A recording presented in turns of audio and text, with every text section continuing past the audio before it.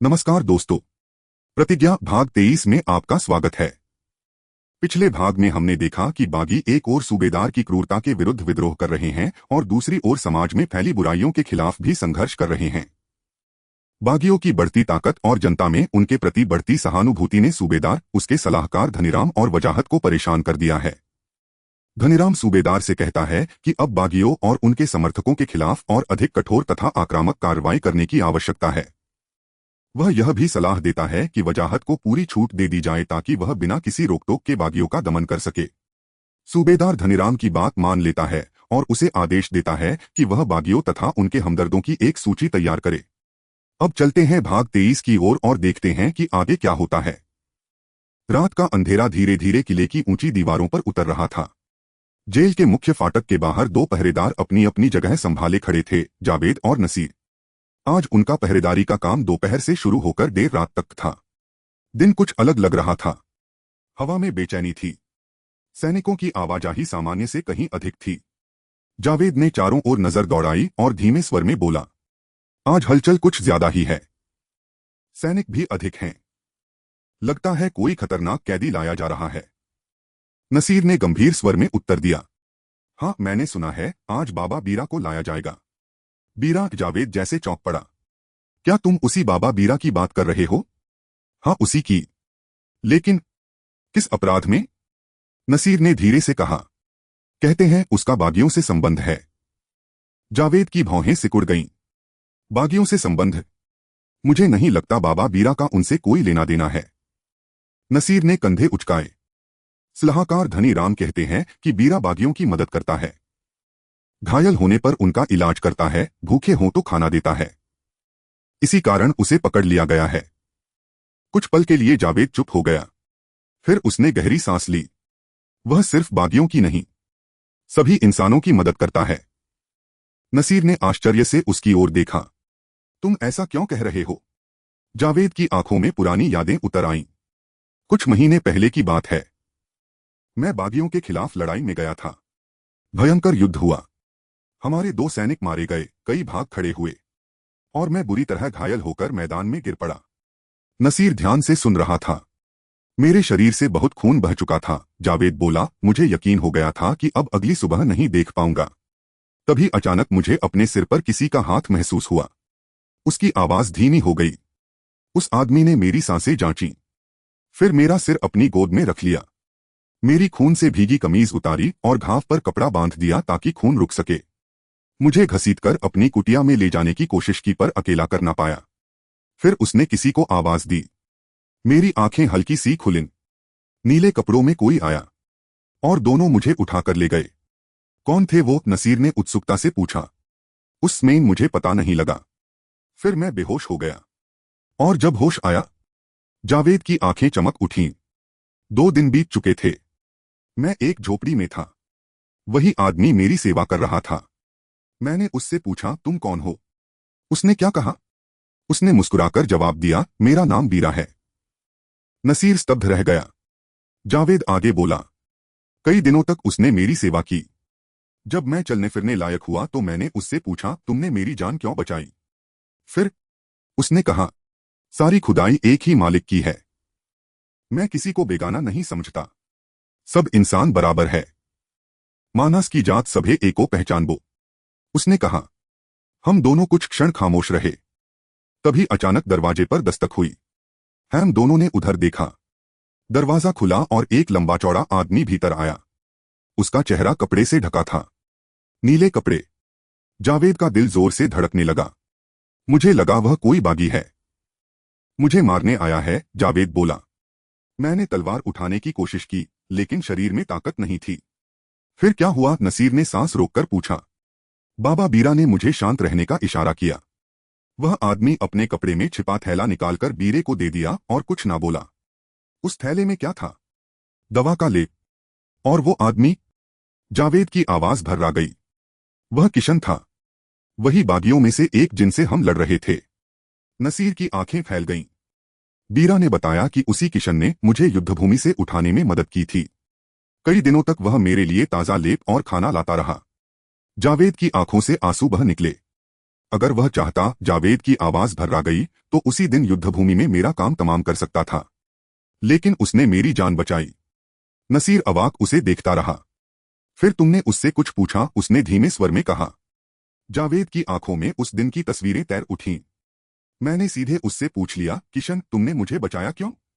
दुश्मन था मैं तुम्हारा। मौका था तुम्हारे पास। फिर नसीर उत्सुकता से आगे झुका। जावेद ने गहरी सांस ली। किशन कुछ पल चुप रहा। उसकी आंखों में न गुस्सा था, न नफरत, बस एक अजीब सी शांति थी। फिर वह धीमे लेकिन दृढ़ स्वर में बोला, युद्धभूमि में हम लड़े थे, क्योंकि वह हमारा धर्म था। लेकिन जब तुम घायल होकर गिर पड़े, बेबस हो गए, तब तुम दुश्मन नहीं रहे। जावेद के कानों में अब भी किशन की आवाज गूंज रही थी। हम लोग पीठ पीछे वार नहीं करते, किशन ने कहा था, और न ही किसी लाचार इंसान को मारते हैं। अगर तुम्हें मारना ही होता, तो तलवारों की टक्कर के बीच मारते, यूं तड़पता हुए को नहीं। नसीर के होंठ अनायास ही कांप उठे। उसकी बातें सुनकर जावेद बोला, मेरे भीतर जैसे कुछ टूट गया था। जिन लोगों को हमें दरिंदा बताया गया, उनमें इतनी इंसानियत होगी, मैंने कभी सोचा भी नहीं था। नसीर की आंखें भी नम हो गईं। अब तुम ही बताओ नसीर, क्या ऐसा इंसान देशद्रोही हो सकता है? नसीर ने दृढ़ स्वर में कहा, नहीं, बाबा बीरा खुदा का नेक बंदा है। हमें उसे बचाना होगा। दोनों की नजरें जेल की उस कोठरी पर टिक गईं जहां बाबा बीरा कैद था। अगली सुबह दरबार लगना था। वहीं फैसला होना था कि बीरा जीवित रहेगा या मौत के घाट उतार दिया जाएगा। अगली सुबह दरबार सजा। दरबारी अपनी अपनी जगह बैठे थे। सूबेदार के चेहरे पर कठोरता थी, जबकि धनी राम के चेहरे पर संतोष। उसे पूरा विश्वास था कि आज बीरा को कठोर सजा मिलेगी। सूबेदार ने पूछा, आज का पहला मुकदमा क्या है? धनी राम तुरंत उठ खड़ा हुआ। हुजूर, उसने झुककर कहा, बीरा एक खतरनाक आदमी है। वह बागियों की सहायता करता है, घायल बागियों को शरण देता है, उनका इलाज करता है। यदि इसे छोड़ दिया गया तो लोग राज्य के विरुद्ध उठ खड़े होंगे। दरबार में फुसफुसाहट फैल गई। तभी दूसरा सलाहकार करीम पाशा उठा। जहां पनाह, उसने शांत स्वर में कहा, मेरी राय अलग है। बीरा इंसानियत की सेवा करता है। वह भूखों को भोजन देता है, गरीबों को कपड़े और घायलों को उपचार देता है। उसके लिए न कोई जात है, न धर्म। धनी राम तिलमिला उठा। यही तो उसका अपराध है, वह गरजा। वह बागियों की मदद करता है। करीम पाशा ने दृढ़ स्वर में उत्तर दिया, कल ही एक सैनिक मुझसे मिला, जिसकी जान बीरा ने बचाई थी। वो बीरा के गुन गा रहा था। धनी राम तुरंत बोला, मुझे लगता है कि वह सैनिक बीरा की संगत में रहकर अपना मानसिक संतुलन खो चुका है। सूबेदार कुछ पल सोचता रहा। फिर उसने कठोर आवाज में फैसला सुनाया, बीरा को वजाहत के हवाले किया जाए। उससे बागियों की जानकारी निकलवाई जाएगी। दरबार में सन्नाटा छा गया। उस शाम वजाहत अपने दफ्तर में बैठा संदेश पढ़ रहा था। संदेश पढ़ते ही उसकी आंखों में चमक आ गई। संदेश बीरा के बारे में था। उसे वजाहत को सौंपा गया था। अचानक उसे कुछ याद आया। रुको, वह चिल्लाया, कुछ दिन पहले बागियों ने पूछताछ केंद्र पर हमला किया था। हो सकता है वे इस कैदी को छुड़ाने फिर आए। उसने तुरंत आदेश दिया, बीरा को पूछताछ केंद्र नहीं, मेरी हवेली के कैदखाने में रखा जाएगा। सैनिक बाबा बीरा को लेकर हवेली की ओर चल पड़े। सोहाब नदी के किनारे बनी वह हवेली किसी किले से कम नहीं थी। 3 और ऊंची दीवारें थीं और चौथी ओर खड़ी चट्टान। वहां से भागना लगभग असंभव था। लेकिन दूर कहीं जंगल की छाया में कुछ आंखें उस हवेली को देख रही थीं। किशन और उसके साथी, और उनके चेहरों पर केवल एक संकल्प था, बाबा बीरा को हर हाल में बचाना है। उधर आसमान में लालिमा धीरे धीरे काले अंधेरे में बदल रही थी। कच्चे रास्ते पर घोड़े की टापों की आवाज गूंज रही थी। मंसूर तेजी से रहमान के घर की ओर बढ़ रहा था। उसे अपनी मां को वहां से वापस लाना था। हवा में अजीब सी बेचैनी थी, जैसे कोई अनहोनी उसका इंतजार कर रही हो। तभी सामने से एक युवती भागती हुई आती दिखाई दी। वो बहुत जल्दी में प्रतीत हो रही थी, उसकी सांसें तेज चल रही थीं और आंखों में भय साफ झलक रहा था। मंसूर ने घोड़ा रोका। रुकिए, उसने पुकारा, क्या हुआ? आप इतनी घबराई हुई क्यों हैं? युवती ने सिर उठाया। वह जीनत की मौसेरी बहन सायरा थी। मंसूर भाई, उसकी आवाज कांप रही थी, आपको खबर नहीं मिली क्या? कौन सी खबर? मंसूर का दिल धड़क उठा।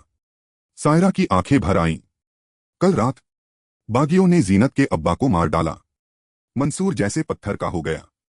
क्या उसके होठों से मुश्किल से निकला। पूरा मोहल्ला सहमा हुआ है। सायरा बोली, मैं अभी जीनत के घर ही जा रही हूं। मंसूर के भीतर जैसे तूफान उठ खड़ा हुआ। जीनत के अब्बा, वह बुदबुदाया, लेकिन कौन थे उसके अब्बा।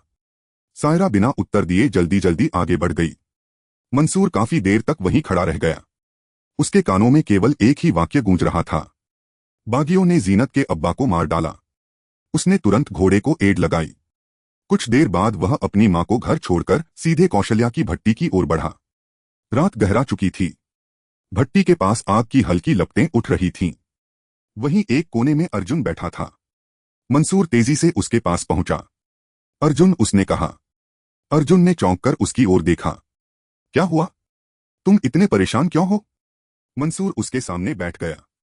अभी रास्ते में मुझे खबर मिली, उसकी आवाज भारी थी, जीनत के पिता मारे गए हैं। अर्जुन की आंखें सिकुड़ गईं। मारे गए? हाँ। और कहा जा रहा है कि उन्हें बागियों ने मारा। कुछ पल दोनों के बीच खामोशी छाई रही। फिर मंसूर बोला, क्या हाल में आपका सैनिकों से कोई मुकाबला हुआ था? अर्जुन सोच में पड़ गया। मुझे ठीक से याद नहीं, उसने धीरे से कहा, बस इतना याद है कि उस दिन तुम्हारी सिकंदर से भिड़ंत हुई थी। मंसूर की सांस जैसे रुक गई। सिकंदर, उसने धीमे स्वर में दोहराया। उसी क्षण दूर से घोड़ों की टापें सुनाई दी। अर्जुन तुरंत सतर्क हो गया। सैनिक आसपास हैं, उसने फुसफुसाकर कहा। कुछ सैनिक इलाके में गश्त लगाते दिखाई दिए। हमें अलग होना होगा, अर्जुन बोला। मंसूर ने सिर हिलाया और अंधेरे में दूसरी दिशा की ओर बढ़ गया। रात काफी बीत चुकी थी। अपने कमरे में अकेला बैठा मंसूर दीवार को घूर रहा था। उसके मन में बार बार एक ही सवाल उठ रहा था, क्या जीनत का पिता सिकंदर था? उसने आंखें बंद कर लीं। तुरंत उसके सामने सिकंदर का चेहरा उभर आया। क्रूर, निर्दयी, खून से सना हुआ।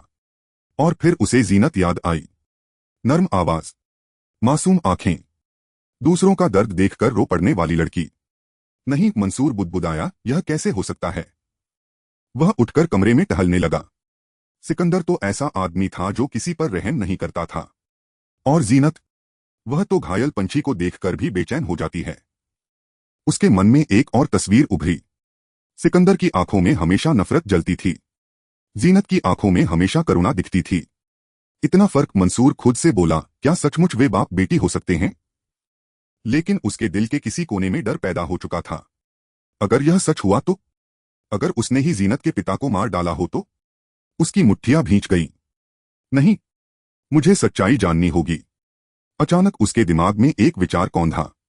वह तुरंत मेज के पास गया, एक छोटा कागज उठाया और जल्दी जल्दी कुछ शब्द लिखे।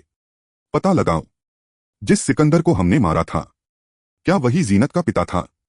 मंसूर ने कागज मोड़ा, फिर खिड़की से बाहर अंधेरे की ओर देखा। उसकी आंखों में बेचैनी साफ थी, क्योंकि उसे महसूस हो रहा था कि इस सवाल का उत्तर केवल एक सच नहीं खोलेगा, बल्कि कई जिंदगियों को बदल देगा। अगली सुबह सोहाब नदी के किनारे बनी वजाहत की हवेली दूर से किसी किले जैसी दिखाई देती थी। ऊंची दीवारें, लोहे का विशाल फाटक, चौकसी करते सैनिक और हर कोने में जलती मशालें, सब कुछ उस जगह को भयावह बना रहा था। हवेली के भीतर अपने विशाल कक्ष में वजाहत अकेला बैठा था। सामने मेज पर कुछ दस्तावेज खुले पड़े थे, लेकिन उसका ध्यान उन पर नहीं था। हवेली के दूसरे छोर पर मोटी सलाखों वाले अंधेरे कैदखाने में बाबा बीरा बंद थे। फिर भी उनके चेहरे पर भय नहीं, केवल शांत प्रार्थना थी। उधर वजाहत कुर्सी पर पीछे टिक ही रहा था कि दरवाजे पर दस्तक हुई। हुजूर, बाहर से एक सैनिक की आवाज आई। अंदर आओ, वजाहत ने कठोर स्वर में कहा। सैनिक भीतर आया और झुक गया। हुजूर, एक अधेड़ उम्र का दंपति आपसे मिलना चाहता है। वजाहत की भौहें तन गईं। इस समय? कौन है वे? मर्द का नाम हाशिम है और औरत का नाम रुकैया। कहते हैं मामला बहुत जरूरी है। कुछ पल वजाहत सोचता रहा, फिर बोला, उन्हें अंदर भेजो। जी हुजूर। कुछ क्षण बाद एक दुबला पतला आदमी और उसके साथ सिर पर दुपट्टा लिए एक औरत कमरे में दाखिल हुए। दोनों के चेहरों पर डर और घबराहट साफ दिखाई दे रही थी। सलाम हुजूर, दोनों ने सिर झुकाया। वजाहत ने उन्हें ऊपर से नीचे तक देखा। कहो, क्या बात है? हाशिम ने कांपते हाथों से अपनी पगड़ी संभाली। हुजूर, हम मरहूम सिकंदर के रिश्तेदार हैं। सिकंदर का नाम सुनते ही वजाहत थोड़ा सीधा होकर बैठ गया। आगे बोलो। रुकैया जल्दी से बोली। आज सुबह सुबह हमारा बेटा शिकार के लिए जंगल की तरफ गया था। वहां उसने एक कबूतर मार गिराया। वजाहत चुपचाप सुनता रहा। उस कबूतर के पैर में एक संदेश बंधा हुआ था। हाशिम बोला, हम उसे पढ़कर डर गए हुजूर। कैसा संदेश? वजाहत की आंखें सिकुड़ गईं। हाशिम ने कांपते हाथों से कपड़े में लिपटा छोटा कागज निकाला। इसमें लिखा है कि सिकंदर को मारने वालों में कोई मंसूर भी था। वजाहत बिजली की तेजी से उठा और कागज उसके हाथ से छीन लिया। उसने संदेश पढ़ा। पता लगाओ, जिस सिकंदर को हमने मारा था, क्या वही जीनत का पिता था? नीचे मंसूर के नाम था। कुछ पल के लिए कमरे में सन्नाटा छा गया। वजाहत की आंखों में खतरनाक चमक उभरी। उसने धीमे स्वर में कहा, तो सिकंदर को मारने वाले अभी जिंदा हैं। उसने सिर उठाकर दोनों को देखा। क्या तुम किसी मंसूर को जानते हो? दोनों ने एक दूसरे की ओर देखा। हम नहीं जानते थे हुजूर, रुकैया बोली, लेकिन हमने आसपास पूछताछ की। और वजाहत आगे झुका। समरी बेटी सायरा ने बताया कि एक मंसूर यहां की फौज में सिपाही है। वजाहत के चेहरे पर धीमी मुस्कान फैल गई। वह मुस्कान किसी शिकारी की थी जिसे आखिर अपने शिकार की गंध मिल गई हो। उसने संदेश मोड़कर अपनी मुट्ठी में दबा लिया। तुम दोनों जा सकते हो हुजूर, हाशिम बोला। हमने अपना फर्ज समझकर खबर दे दी और तुम्हारा फर्ज पूरा हुआ, वजाहत ने ठंडे स्वर में कहा। दोनों जल्दी जल्दी वहां से निकल गए। दरवाजा बंद होते ही वजाहत कुछ देर तक चुप खड़ा रहा। फिर उसने धीरे से कहा, मंसूर। उसकी आंखों में खतरनाक चमक थी। उसने तुरंत घंटी बजाई। एक सैनिक भीतर आया। जी हुजूर। फौरन पता लगाओ, वजाहत बोला। फौज में मंसूर नाम का कौन सिपाही है? उसका सारा विवरण मेरे सामने लाओ। अभी हुजूर। सैनिक तेजी से बाहर चला गया। कुछ देर बाद हवेली में फिर हलचल मची। 3 सैनिक वजाहत के सामने खड़े थे। हुजूर, उनमें से एक बोला, मंसूर नाम का एक सिपाही है। हाल ही में कई बार शहर से बाहर जाते देखा गया है। वजाहत की मुट्ठियां कस गईं। तो खबर सही थी। उसने संदेश पर लिखे नाम को बही में अपनी तनख्वाह पाने के समय मंसूर के किए हस्ताक्षर से मिलाया। अब शक की कोई गुंजाइश न रही। वह धीरे धीरे खिड़की तक गया। बाहर अंधेरे में मशालें जल रही थीं। अब खेल खत्म होगा, उसने ठंडे स्वर में कहा। फिर पलटकर सैनिकों की ओर देखा। मंसूर को गिरफ्तार करके ले आओ। जिंदा या मुर्दा हुजूर? एक सैनिक ने पूछा। वजाहत की आंखें पत्थर जैसी कठोर हो गईं। फिलहाल जिंदा, वह बोला। मुझे उससे बहुत कुछ जानना है। तो दोस्तों, यह था प्रतिज्ञा भाग 23। प्रतिज्ञा का अगला भाग लेकर आ रहा है जबरदस्त रोमांच और खतरनाक मोड़। मंसूर दुश्मनों के हाथों पकड़ा जाता है, जबकि बाबा बीरा पहले से उनकी ही कैद में हैं। अब किशन और उसके साथियों के सामने सबसे बड़ी चुनौती है। क्या वे दोनों को दुश्मनों के चंगुल से छुड़ा पाएंगे? क्या इस बार बागियों की चाल कामयाब होगी या दुश्मनों का जाल उन पर भारी पड़ जाएगा? जानने के लिए देखिए प्रतिज्ञा भाग 24, जहां हर पल बढ़ेगा सस्पेंस, हर कदम पर होगा खतरा। हम उम्मीद करते हैं कि आपको यह कहानी पसंद आ रही होगी। अगर हाँ तो कृपया लाइक और शेयर बटन दबा दें। चैनल को सब्सक्राइब कर दें, बेल आइकन दबा दें ताकि इस कहानी के नए भाग तथा दूसरी कहानियां आप तक जल्द पहुंच जाएं।